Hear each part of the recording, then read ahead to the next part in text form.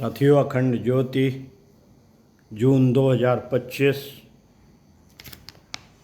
विशिष्ट सामयिक चिंतन पृष्ठ 5 पढ़कर सुनाते हैं। नशाबंदी अभियान। साथियों,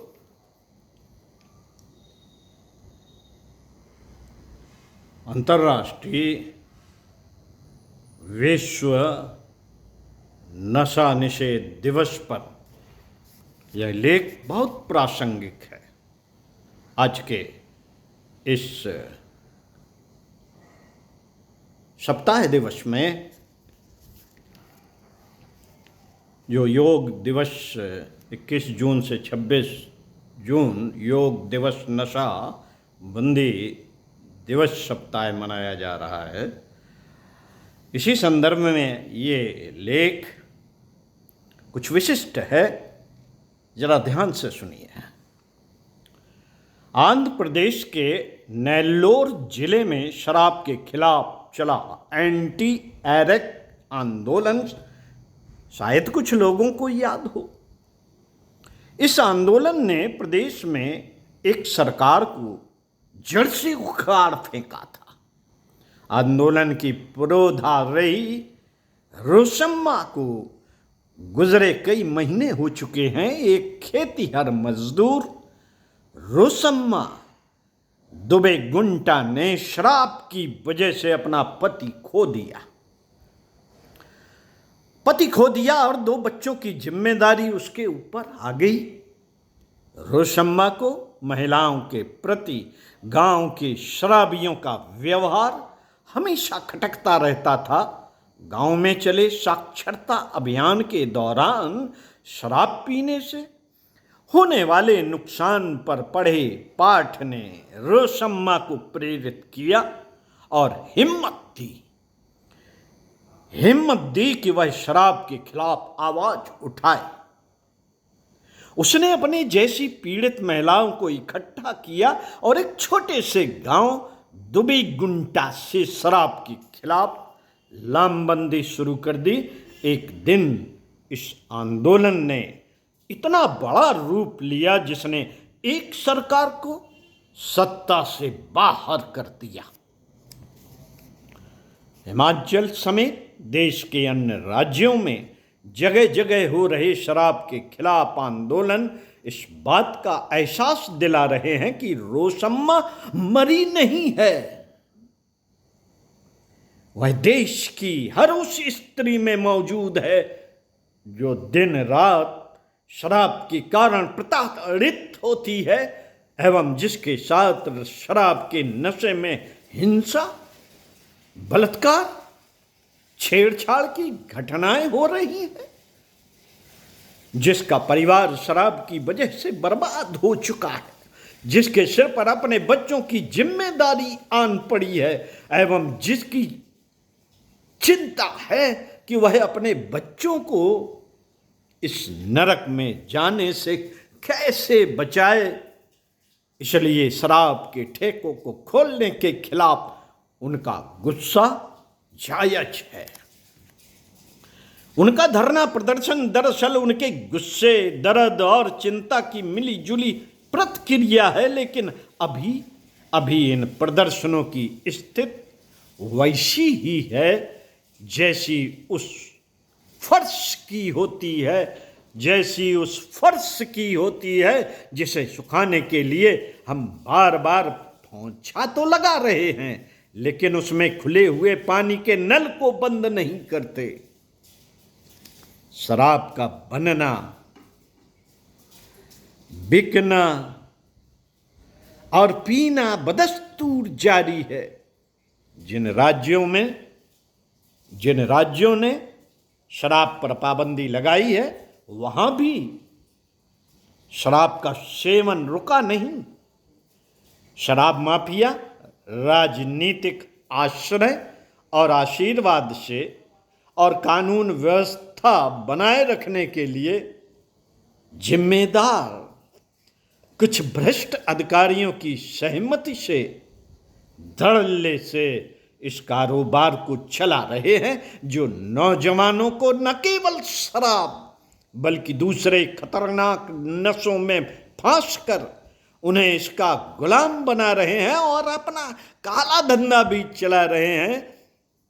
इसका जाल इतना गहरा और फैला हुआ है जिसका अंदाजा आम आदमी को नहीं है। शराब का ठेका तो सामने दिख जाता है, शराब का ठेका तो सामने दिख जाता है, इसलिए उसके खिलाफ खड़ा होना आसान है। लेकिन चोरी छिपे गैरकानूनी ढंग से नशे का व्यापार इससे कई गुना ज्यादा और बड़ा है। यह जाल छोटी और मामूली दिखने वाली दुकानों से लेकर स्कूलों कॉलेजों के आसपास, खेल के मैदानों के इर्द गिर्द, मोहल्लों तक में फैला हुआ है। नौजवान इस साजिश का शिकार दो तरह से हो रहा है, उपभोक्ता के तौर पर भी और नशे के वाहक के तौर पर भी। लालच में आकर नशा माफिया के चुंगल में फंसे नौजवान का इस गर्त से निकलना मुश्किल हो जाता है। चुनाव के दिनों में नशा माफिया और राजनीतिज्ञों की यह जुगलबंदी खुलकर नजर आती है। वोट हासिल करने के लिए जिस तरह से शराब का इस्तेमाल किया जाता है वह किसी से छिपा नहीं। ऐसे काम वही लोग करते हैं जो आगे चलकर जनता के प्रतिनिधि के तौर पर कुर्सी पर बैठते हैं। उनसे अगर उम्मीद लगाई जाए कि वे शराब या अन्य किसी नशे को खत्म करने में मदद करेंगे तो वह दिन में खुली आंखों से सपना देखने जैसी बात होगी। उन्हें तो अगले चुनाव में भी नशा माफिया की मदद लेनी है और नशा माफिया को उनकी छत्र छाया में चुनाव पर लगाया गया पैसा वसूलने के साथ साथ लाभ भी कमाना है। शायद इसीलिए हमारी नीतियों में दोहरापन नजर आता है। एक तरफ प्रशासन, जनसंपर्क विभाग और स्वास्थ्य विभाग नशा मुक्ति अभियान चलाते हैं, तो दूसरी ओर पंचायत के अंदर शराब की हर बोतल की बिक्री पर पंचायतें अपना हिस्सा तय करती हैं। सरकारों को शराबबंदी से अपने राजस्व में कमी आने की चिंता सताती है। यही वह नल है जिसमें रिसाव की वजह से बार बार फर्श पर पोंछा करने से भी फर्श सूख नहीं रहा। इसलिए सिर्फ शराब के ठेके के बाहर मोर्चा लगाने से समस्या का पूरा समाधान नहीं होगा। हालांकि महिलाओं का प्रयास सराहनीय है, लेकिन मोर्चा चुनाव के दिनों में अपने गांव में भी लगाना है। मोर्चा प्रशासन के सामने भी लगाना है, मोर्चा उसके खिलाफ भी लगाना है जो प्रतिनिधि शराब बांटकर वोट हासिल करने की कोशिश करता है। नशा मुक्त समाज बनाने और आने वाली पीढ़ी को नशे से बचाने के लिए चौतरफा घेरेबंदी की जरूरत है। शराब के खिलाफ आंदोलन करने वालों को यह जरूर जान लेना पड़ेगा कि छोटी आग को फूंक से भी बुझाया जा सकता है, पर हमारा सामना तो ऐसे तूफान से है जिसके पास सामयिक पहुंच की ताकत है, पैसे की ताकत है, उसके नियंत्रण में वह तंत्र भी है। उसके नियंत्रण में वह तंत्र भी है जिससे हम अपने बचाव और हमारे पक्ष में खड़े होने की उम्मीद रखते हैं। इस आग को ज्वाला बनाने की जरूरत है। इस आग को ज्वाला बनाने की जरूरत है जिसके खिलाफ अगर हवा चलती भी है तो वह बुझने के बजाय ज्यादा भड़की। ये निर्माण आंदोलन में नशाबंदी का प्रावधान है।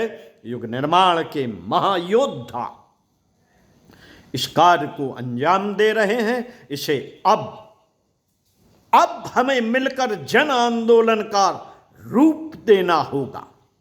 नशा जीवन को खोखला कर देता है। नशा जीवन को खोखला कर देता है।